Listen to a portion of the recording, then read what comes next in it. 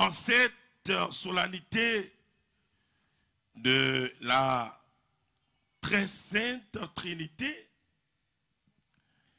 après la Pentecôte, nous célébrons aujourd'hui la très sainte Trinité. Dimanche prochain, le très saint sacrement. Le 28, le Sacré-Cœur. Le samedi 29, le cœur immaculé de Marie. Et voilà, le temps ordinaire est relancé de nouveau. Après avoir reçu l'effusion pleine du Saint-Esprit en Pentecôte. Oui, Actes chapitre 1, verset 8, c'est actualisé. Vous allez recevoir une force et vous serez mes témoins. Oui, le moment est venu, après avoir célébré la Pentecôte, d'aller pour être témoin. Oui, célébrer partout cette nouvelle vie qui est en nous. Célébrer partout. C'est cette don du très saint, le Saint-Esprit que nous avons reçu, don de sagesse, don d'intelligence, don de conseil, don de force, don de science, de connaissance, don de piété, don de la crainte de Dieu. Et c'est pour cela, je voudrais simplement, parce que c'est l'affaire de la Sainte Trinité, préciser une chose, et puis nous allons méditer ensemble. Nous croyons, adorons un seul Dieu, un seul Seigneur, mais en trois personnes. Notre Dieu chrétien est unique, unité indivisible, mais en trois personnes. Donc, lorsque nous prions, et vous voyez, on dit Dieu le Père, et Dieu le Fils, et Dieu l'Esprit Saint. Donc le 1 montre cette unité indivisible. Par conséquent, nous n'adorons pas trois dieux.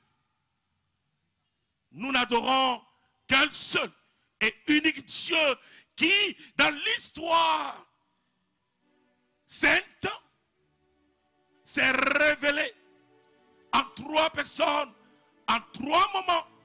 Et lorsque nous courons rapidement à la Genèse, nous voyons que Dieu, le Tout-Puissant, il crée. Il est Père, il crée. Et lorsque nous descendons rapidement avec les temps nouveaux, Hébreux 1 a dit, au temps qui sont les derniers, Dieu nous a parlé par son Fils. Donc, nous voyons que avec le Christ, notre Dieu s'est révélé à nous et il nous a montré son Fils. Oui, son Fils qui est le vrai visage de l'amour de Dieu, le vrai visage de la miséricorde de Dieu au milieu de nous. Oui, et ce Fils, nous l'avons côtoyé, nous avons mangé avec lui et nous l'avons vu. Et c'est Paul peut se crier en Corinthiens, je suis fier de l'annoncer parce que ce Dieu s'est rendu visible et il m'aime tellement que c'est un Messie crucifié et par la croix il m'a sauvé. Oui, ce Dieu, nous sommes fiers de l'annoncer dans sa sainte et douce et passion pour nous. Et nous sommes fiers de l'annoncer avec sa croix.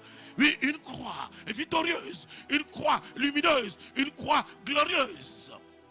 Oui, et nous savons qu'il est mort et qu'il est ressuscité et qu'il reviendra et dans la gloire.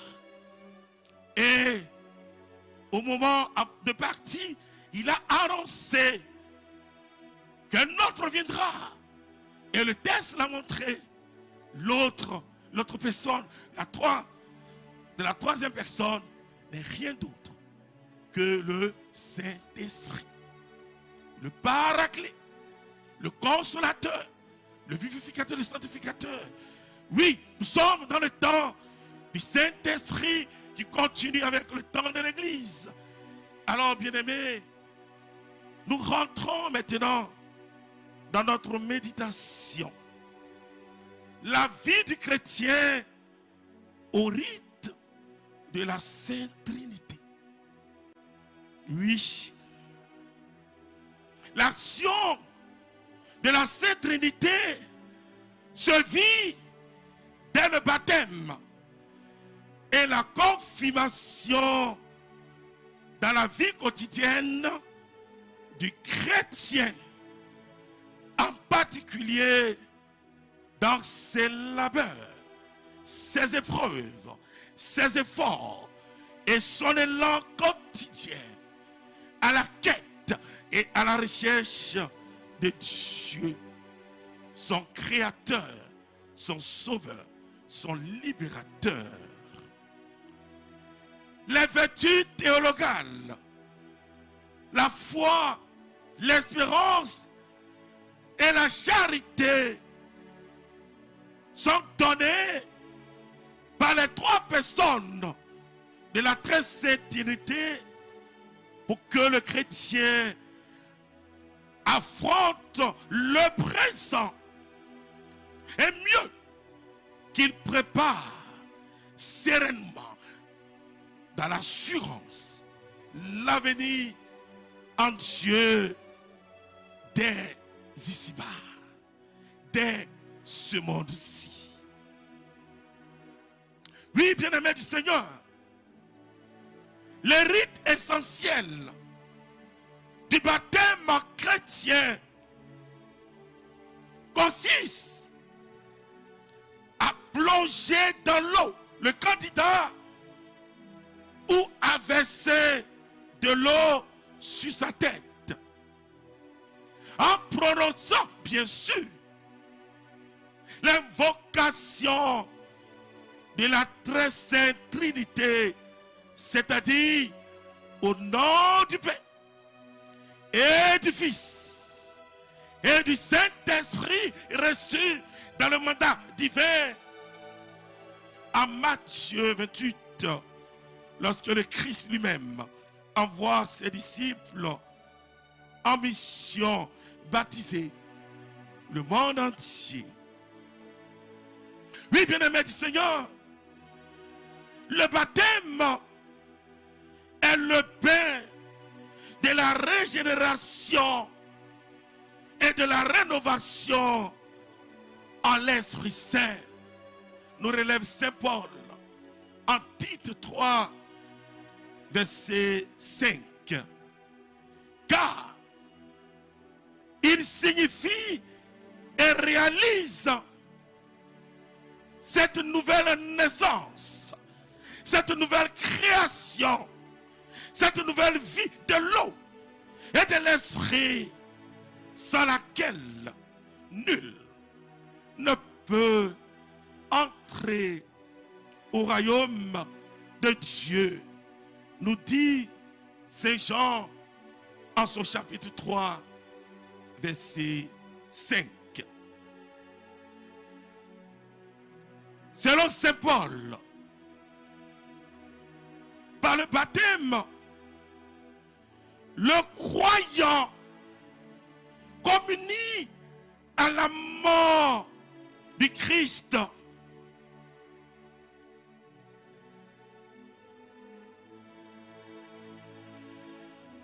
Il est enseveli et ressuscite avec lui. Et là, nous sommes en Romains 6, les versets 3 à 4. baptisés dans le Christ, c'est de sa mort que tous nous avons été baptisés. Ça veut dire plongés, immergés. Nous avons donc été ensevelis avec lui par le baptême dans la mort, afin que, comme le Christ est ressuscité des morts par la gloire du Père, nous vivions, nous aussi, dans une vie nouvelle. Oui, bien-aimés, ce passage, Romains 6, nous montre qu'une nouvelle vie est donnée aux chrétiens. Lorsque par le baptême, nous voyons Jésus lui-même, le jour de son baptême, qui entre dans l'eau et qui ressort à sa mort. Il a été enseveli et il est ressuscité. Et nous pouvons prendre aussi Exode 14, 15. En voyant le peuple d'Israël traverser la mer Rouge et pour entrer à Canaan, ça peut te dire que dans le baptême, il y a deux actes fondateurs et fondamentaux et qui se réalisent en toi. Il y a d'abord la destruction de tes péchés. Oui, tu entres dans la terre, tu rentres dans l'eau et tout tes péchés et toute ton histoire et tout ce qui te bloque est entré avec le Christ dans sa mort. Et comme le peuple d'Israël dans cette mer rouge, et toute ton histoire et tout ton passé, tes péchés sont détruits. Et en ressortant, c'est la régénération, c'est la vie nouvelle, la récréation et la possession et l'entrée dans la terre promise de Canaan. Oui, une nouvelle vie s'élève en toi. Et là, nous pouvons dire, c'est ta résurrection. La résurrection par anticipation. Car le jour de ton baptême, tu as déjà les affres que le Christ te donne de par sa mort, résurrection, pour être un vivant par anticipation. Et c'est à toi, au quotidien, d'entrer dans cette grâce de résurrection, pour que tu sentes dans ton cœur et dans ton âme, et cet élan, oui, cet élan spirituel, cet élan mystique de ton cœur et de ton âme qui monte vers Dieu. Et Colossiens 3 se réalise. Oui, vous êtes ressuscités avec le Christ. Soyez comme des hommes et des femmes d'en haut et qui laissent le regard contempler les choses d'en haut. Oui, bien-aimé, le baptisé a revêtu le Christ. Oui, le baptisé est consacré. Le baptisé est oint.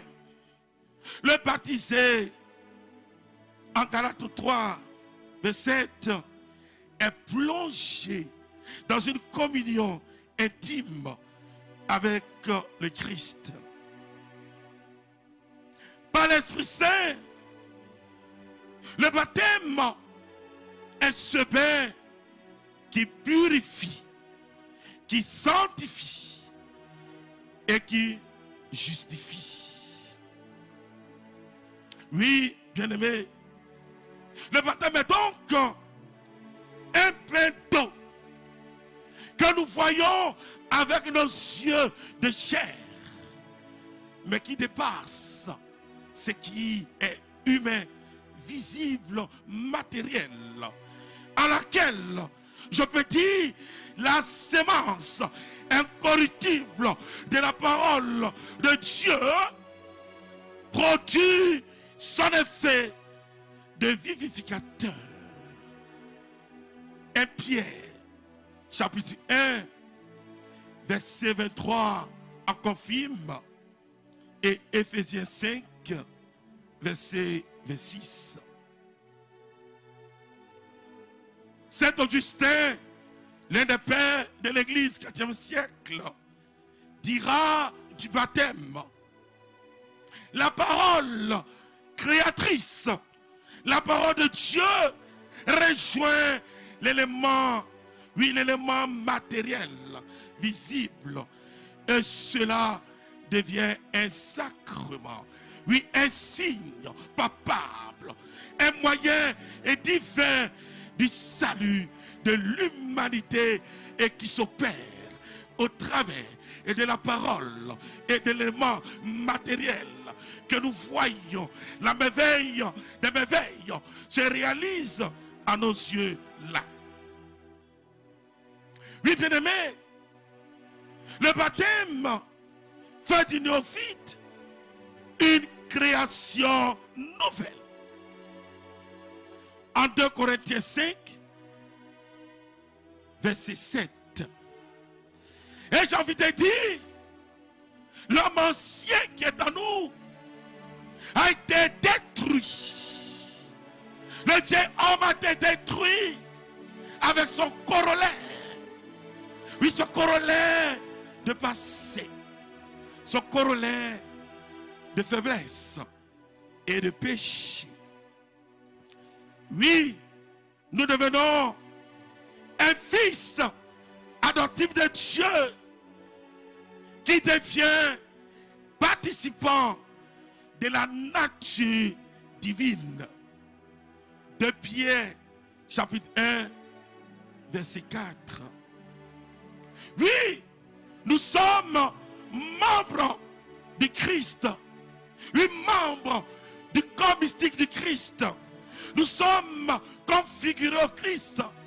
Nous sommes incorporés au Christ. Et là, nous pouvons citer Jean chapitre 15. Et lui-même dit: je suis la vigne et vous, vous êtes les sarments. En dehors de moi, vous ne pouvez rien faire. Oui, la vigne donne la sève aux sarments. Et les sarments ont besoin d'être branchés, collés à tout moment et demeurer dans une communion profonde avec la vigne pour porter de bons et de beaux fruits. Oui, nous sommes co-héritiers avec le Christ. En Romains 8, chapitre 17, et le baptême fait de nous le temple saint, la demeure digne du Saint-Esprit. 1 Corinthiens, chapitre 6, verset 19. Oui, bien-aimés, la très sainte Trinité donne aux baptisés la grâce sanctifiante, la grâce de la justification qui le rend capable de croire en Dieu, d'espérer en lui, de l'aimer par les vertus théologales, la foi. Oui, on vit mieux son baptême dans la foi. Et la foi aussi conduit au baptême. L'espérance. Oui, lorsqu'on est baptisé, on vit en espérance parce qu'on sait en qui nous mettons notre foi. Et comme Saint Paul en Philippiens 4, je puis tout grâce à celui qui me fortifie. Et en Corinthiens, on se dit, ma grâce te suffit. Oui, la charité nous aide à aimer Dieu. Et il te dit, c'est lorsque tu es faible que ma puissance se manifeste en toi. Oui, cette grâce vivifiante donne aux baptisés de pouvoir vivre et agir sous la motion de l'Esprit Saint par les dons du Saint-Esprit. Oui, bien-aimés du Seigneur, lorsque nous sommes baptisés et que nous sommes devenus une création nouvelle et qu'une nouvelle vie est allumée en nous, une nouvelle naissance a pris forme en nous et que l'illumination divine est en nous et que nous sommes comme des étoiles. Oui, les pères de l'Église disent, lorsque nous sommes baptisés, nous sommes comme des étoiles qui brillent même en plein jour. Oui. Alors, les 7 dons du Saint-Esprit sont à nous. Nous marchons chaque jour éclairés, guidés par la sagesse et l'intelligence. Conseil et force, science, connaissance, piété et crainte de Dieu. Oui, cette grâce sanctifiante du baptême dans nos chrétiens, elle lui permet de croire dans le bien et de faire le bien par les vertus morales. Oui, bien-aimés, lorsque nous sommes une créature nouvelle, en nous se trouvent les vertus chrétiennes, les vertus morales. Et on sent en nous l'humilité, la simplicité, la prudence, la tempérance, la patience et la douceur. Oui, ce n'est plus nous qui vivons. C'est le Christ qui vit en nous. C'est l'Esprit qui agit et nous envoie en mission quand il veut, où il veut, comme il veut. Il suffit de savoir écouter. Il suffit d'entendre la motion du Saint-Esprit.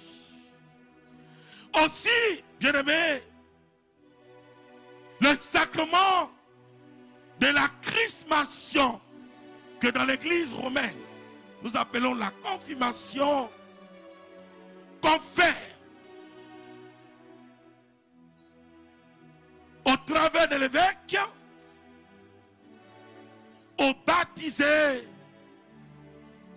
l'onction baptismale et achève et accomplit l'initiation chrétienne. Dans la chrismation, la confirmation, le baptisé est oint d'une onciosité divine, mystique, enrichi d'une force spéciale de l'Esprit Saint et envoyé en mission pour répandre la bonne nouvelle du Christ et défendre la foi, oui, la foi par la parole et par l'action, en vrai témoin du Christ. Oui, l'effusion du Saint-Esprit en lui fait qu'il est prêt pour confesser vaillamment le nom de Christ et pour ne jamais éprouver de la honte et la peur à l'égard de la croix de Christ. Et il est fier et partout pour prendre la croix. Oui, c'est pour cela aujourd'hui encore, vous êtes fiers de porter cette croix. Et je vois cette croix à votre cou. Que cette croix que vous portez soit pour vous cette croix lumineuse, cette croix triomphante, cette croix victorieuse et cette croix glorieuse dans votre vie. Oui, bien-aimés, l'effusion nous permet de voir les effets de la chrismation actuelle et qui s'est passée même le jour de la Pentecôte.